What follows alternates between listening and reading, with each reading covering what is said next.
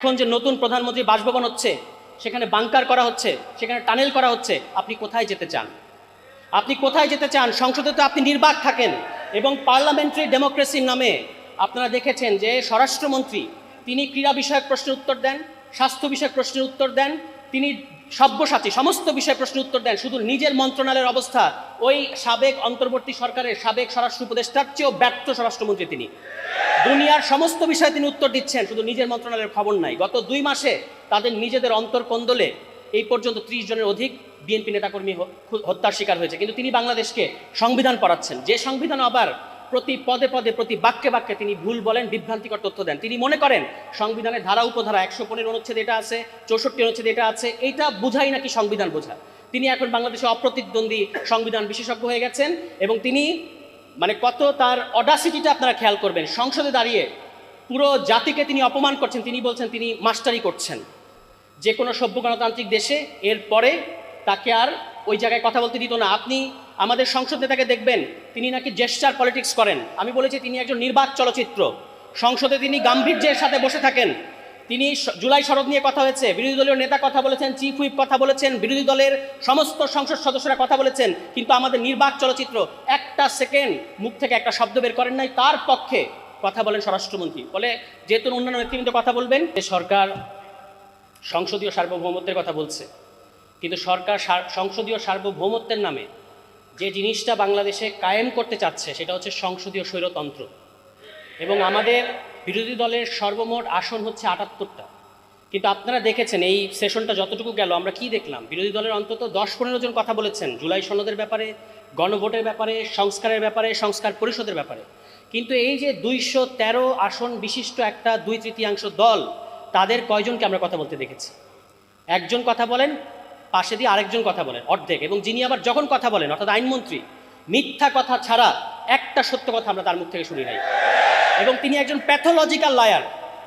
এই বিষয়ে, গুমের বিষয়ে, মানবাধিকার কমিশনের বিষয়ে যারা কাজ করেছেন তারা দেখিয়েছেন তিনি ইতিমধ্যেই সংসদে দাঁড়িয়ে অন্তত ১০ থেকে ১৫টি অসত্য তথ্য, তাদের ভাষা হচ্ছে অসত্য, মিথ্যা বলা যাবে না, অসত্য তথ্য দিয়েছেন জাতিকে।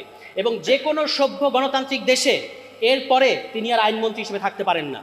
এবং তারা একজন চিফ প্রসিকিউটর বানিয়েছেন যিনি মানবতা বিরোধী অপরাধ এবং ফৌজদারি অপরাধের পার্থক্য বোঝে না। বলে এই হচ্ছে বাংলাদেশে বিএনপি। এবং আপনারা জানেন যে বিএনপির এই খাসলত এটা কিন্তু নতুন না। বাংলাদেশকে সংকটের মুখে ঠেলে দেওয়া এটা বিএনপির একটা ঐতিহাসিক সিলসিলার মধ্যে আছে। এবং তারা যে পথ দেখিয়েছে, আমি একটা আলোচনায় বলেছিলাম যে আওয়ামী লীগ হচ্ছে সফল বিএনপি এবং বিএনপি হচ্ছে ব্যর্থ আওয়ামী লীগ।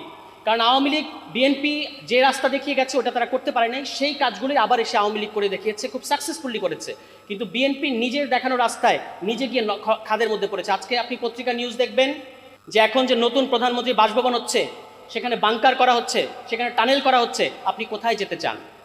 আপনি কোথায় যেতে চান? সংসদে তো আপনি নির্বাক থাকেন এবং পার্লামেন্টারি ডেমোক্রেসির নামে আপনারা দেখেছেন যে স্বরাষ্ট্রমন্ত্রী তিনি ক্রীড়া বিষয়ক প্রশ্নের উত্তর দেন, স্বাস্থ্য বিষয়ক প্রশ্নের উত্তর দেন, তিনি সব্যসাচী সমস্ত বিষয়ে প্রশ্নের উত্তর দেন। শুধু নিজের মন্ত্রণালয়ের অবস্থা ওই সাবেক অন্তর্বর্তী সরকারের সাবেক স্বরাষ্ট্র উপদেষ্টার চেয়েও ব্যর্থ স্বরাষ্ট্রমন্ত্রী তিনি। দুনিয়ার সমস্ত বিষয়ে তিনি উত্তর দিচ্ছেন, শুধু নিজের মন্ত্রণালয়ের খবর নাই। গত ২ মাসে তাদের নিজেদের অন্তর্কন্দলে এই পর্যন্ত ৩০ জনের অধিক বিএনপি নেতাকর্মী হত্যার শিকার হয়েছে, কিন্তু তিনি বাংলাদেশকে সংবিধান পড়াচ্ছেন, যে সংবিধান আবার প্রতি পদে পদে প্রতি বাক্যে বাক্যে তিনি ভুল বলেন, বিভ্রান্তিকর তথ্য দেন। তিনি মনে করেন সংবিধানের ধারা উপধারা ১১৫ অনুচ্ছেদ এটা আছে, ৬৪ অনুচ্ছেদ এটা আছে, এইটা বোঝাই নাকি সংবিধান বোঝা। তিনি এখন বাংলাদেশে অপ্রতিদ্বন্দ্বী সংবিধান বিশেষজ্ঞ হয়ে গেছেন এবং তিনি কত তার অডাসিটিটা আপনারা খেয়াল করবেন। সংসদে দাঁড়িয়ে পুরো জাতিকে তিনি অপমান করছেন, তিনি বলছেন তিনি মাস্টারি করছেন। যে কোনো সভ্য গণতান্ত্রিক দেশে এরপরে তাকে আর ওই জায়গায় কথা বলতে দিত না। আপনি আমাদের সংসদ নেতাকে দেখবেন তিনি নাকি জেস্টার পলিটিক্স করেন। আমি বলেছি তিনি একজন নির্বাক চলচ্চিত্র। সংসদে তিনি গাম্ভীর্যের সাথে বসে থাকেন। তিনি জুলাই সনদ নিয়ে কথা হয়েছে, বিরোধী দলীয় নেতা কথা বলেছেন, চিফ হুইপ কথা বলেছেন, বিরোধী দলের সমস্ত সংসদ সদস্যরা কথা বলেছেন, কিন্তু আমাদের নির্বাক চলচ্চিত্র একটা সেকেন্ড মুখ থেকে একটা শব্দ বের করেন নাই। তার পক্ষে কথা বলেন স্বরাষ্ট্রমন্ত্রী। বলে যেহেতু অন্যান্য নেতৃবৃন্দ কথা বলবেন, আমি আর কথা বাড়াবো না। শুধু একটা জিনিস আপনারা খেয়াল করবেন, মাৎস্যর ন্যায় বড় মাছ ছোট মাছকে গিলে খায়, আর বিএনপির এই সংসদীয় স্বৈরতন্ত্রে ছোট রায় বড় রায়কে গিলে খেতে চাচ্ছে। কিন্তু আমরা ১১ দলীয় জোট এবং বাংলাদেশের জনগণ যতদিন আছে আপনাদেরকে আমরা গণ রায়ের বিরুদ্ধে যেতে দেব না। যদি যেতে চান তাহলে যতই বাংকার করেন, যতই টানেল করেন, কোনো লাভ হবে না। সবাই ভালো থাকবেন। আসসালামু আলাইকুম। দেখুন, আমাদের যে কিনোট স্পিকার আছেন এবং আরও যারা আলোচক বিদগ্ধ, তারা একটা আইডিয়ার কথা বলেছে যে সংসদীয় সার্বভৌমত্ব, সভরেন্টি অফ পার্লামেন্ট। দেখুন, বাংলাদেশের সংসদ যে সার্বভৌম নয়, এটা বোথ অ্যাকাডেমিক্যালি এবং পলিটিক্যালি এটাকে ডিসপ্রুভ করা দরকার। সভরেন্টি অফ পার্লামেন্ট, এই নোশনটার, এই আইডিয়াটার যদি ক্লোজেস্ট কোনো নেশন থাকে বা closest parliament following this notion, সেটা হচ্ছে Westminster parliament, the British model. French philosopher and legal jurist Albert Venn Dicey, উনি একটা বই লিখেছিলেন, 1885-এ পাবলিশড হয়েছিল, an introduction to the study of the law of the constitution.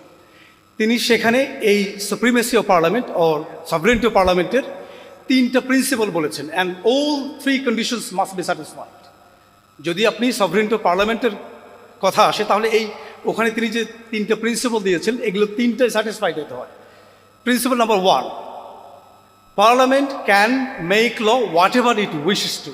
Parliament যে কোনো আইন করতে পারবে যা সেটা ভালো মনে করে। দেখুন, আমি একটা কম্পারেটিভ অ্যানালিসিস দেবো যে ব্রিটিশ মডেল কীভাবে ফলো করে, বাংলাদেশ কীভাবে ফলো করে না। Westminster parliament can make law whatever it wishes to. যদি ওয়েস্টমিনিস্টার পার্লামেন্ট মনে করে যে all blue white babies will be killed from next Monday morning, এই দেশের প্রত্যেকটা নীল চোখা বাচ্চাকে মেরে ফেলা হবে, যদি ওয়েস্টমিনিস্টার পার্লামেন্ট যদি এটা প্রসিডিউরালি কারেক্ট গো থ্রু করে যদি এটা পাস করে, it will be a good law. Good law in the sense it is a procedurally correct law. Of course তাদের একটা they must be prepare to pay for political ramifications, political কম্পেনসেশনের জন্য ওই দলকে, ওই সরকারকে প্রিপেয়ার থাকতে হবে। But so long as legality is concern, it is a good law. ডাইসির প্রিন্সিপাল নাম্বার 1 তারা ফলো করে, বাংলাদেশ এটা করে না। বাংলাদেশের parliament can't pass law whatever it wishes to. এটা একটা প্রোভাইজ আছে, একটা কন্ডিশন হতে কি, it must be compatible to the constitutional provisions. Constitution provisional একটা লিগ্যালিটি বেঞ্চমার্ক দিতে হয় যে এইটা কম্প্যাটেবল হতে হয়। 2 নম্বরটা অত ইম্পর্টেন্ট না, এই দুটোই স্যাটিসফাইড হয় যে parliament can't bind is successor and it is not bound by its predecessor. এটা বাংলাদেশে ভেরি মাচ ফলো করা হয়, বা শর্ত 3টা প্রিন্সিপালি স্যাটিসফাইড হতে হবে। থার্ড, এটা একটা ইম্পর্টেন্ট, সেটা হচ্ছে যে there is no body and authority which can challenge the validity of an act of parliament. Westminster parliament যে আইন পাস করে, কোনো বডি বা অথরিটি নাই যেখানে সেটাকে চ্যালেঞ্জ করা যায়, নট ইভেন দ্য কোর্ট। ওই যে আবার বলছি যে প্রসিডিউরালি কারেক্ট প্রসেস যদি ফলো করা হয়, it can't be challenge through court. বাংলাদেশে পার্লামেন্ট যে আইন প্রণয়ন করে, এটা চ্যালেঞ্জ করা যায় না কোর্টে, তাহলে এই কন্ডিশন তো ফেল করে। এই জন্য বলছি, বাংলাদেশে যেটা বলা হচ্ছে সংসদে, যে ট্রেজারি বেঞ্চ থেকে, যে বাংলাদেশের সংসদ সার্বভৌম, ডিফেক্টিভ, ফ্লড অ্যান্ড লিগ্যালি রং। আরেকটা হচ্ছে সংস্কার এবং অ্যামেন্ডমেন্টের প্রশ্ন। দেখুন, বিএনপি যে 31 পয়েন্টস তারা যে সবসময় রেফার করে, 31 দফা বলে, ওখানে 2টো দফা আছে, অনেকগুলো আছে, 2টো দফার কথা বলবো যেটা বেসিক স্ট্রাকচারকে ডিরেক্টলি এফেক্ট করে। একটা কি, যে বিএনপিও কিন্তু এই জুলাই জাতীয় ঐক্যমত্য কমিশনে এটা জুলাই সনদে স্বাক্ষর করেছে যে তারা বাইক্যামেরাল পার্লামেন্টারি সিস্টেম বাংলাদেশে চায়, এবং তারা যে ডিভিশনাল সিটিজগুলোতে তারা হাইকোর্টের যে বেঞ্চগুলোকে ডিভিশনাল সিটিগুলো নিতে চায়। এগুলো তো বেসিক স্ট্রাকচার প্রভিশন। তো আপনি যদি সংশোধনীর মাধ্যমে এটা আনতে চাই, এটা পারবেন না। তো যদি বেসিক স্ট্রাকচারকে ডিরেক্টলি অ্যাফেক্ট করে, তাহলে আপনার একমাত্র পদ্ধতি হচ্ছে এটা সংবিধান সংস্কার পরিষদের মাধ্যমে করতে হবে। Parliament does not have the authority to do that, এটা পারা যাবে না। তাহলে আপনি 31 পয়েন্টসের কথা বলে আপনি পলিটিক্যাল গিমিক করছেন, বলছেন যে আমরা 31 দফা আছে, জুলাই জাতীয় ঐক্যমত্য কমিশনে আপনি সিগনেচার করেছেন, তাহলে এগুলো তো আপনার মিথ্যাচার করেছেন। আরেকটা বলবো, সেটা হলো যে আমাদের পলিটিশিয়ানদের ভিতরে দেখবেন একটা ল্যাক অফ পলিটিক্যাল ইন্টিগ্রিটি সেন্সের অভাব আছে। 2016-এ ডেভিড ক্যামেরন, তাকে রিজাইন করতে হয়েছিল।